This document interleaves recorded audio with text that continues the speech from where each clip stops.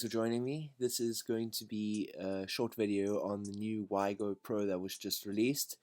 The game is called EDOPro. Please take a look at the link in the description for the download. I basically want to talk to you about how you can host Goat duels and the new features surrounding the game, as well as Goat format servers and matches. So let's get started. So firstly, let's go to servers. There will be two currently. It's EU Central Competitive or NA Pacific Casual. You got your nickname there. Allowed cards.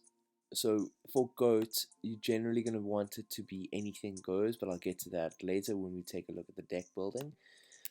Forbidden list. This is cool. So this is if you want to see what duels you're looking for. So we're going to be looking for GOAT duels.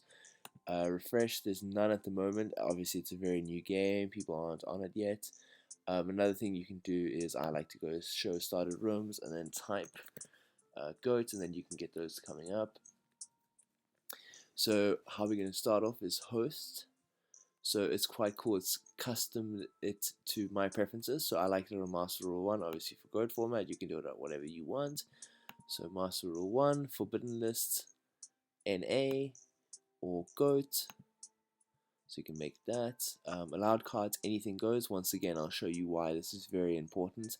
Once we go to the deck builder, you can have a dual mode, 2v1, 1v1, 2v2, so on and so forth. Best of however many games. If you click on custom, this is a new feature. It gives you game rules. So you can set the game rules however you want, depending on what format you want to be playing. Extra rules they've added, so seal duel, destiny draw, boss duel, so on and so forth, which is quite exciting. And then you would just click OK, and that'll set you up into your host, which is quite exciting. Okay, so now let's go back. I want to show you now for deck building. So you go to decks. I've just made this standard GOAT format build for the time being, but basically what you want to look at is alternate format. This needs to be ticked in order to find the pre-errata cards such as Sangan, Sinister, Ring of Destruction, Dark Magician of Chaos, so on and so forth.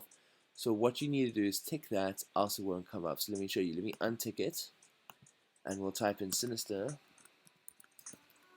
Okay, there it is at the bottom, right here. As you can see on the left, alright.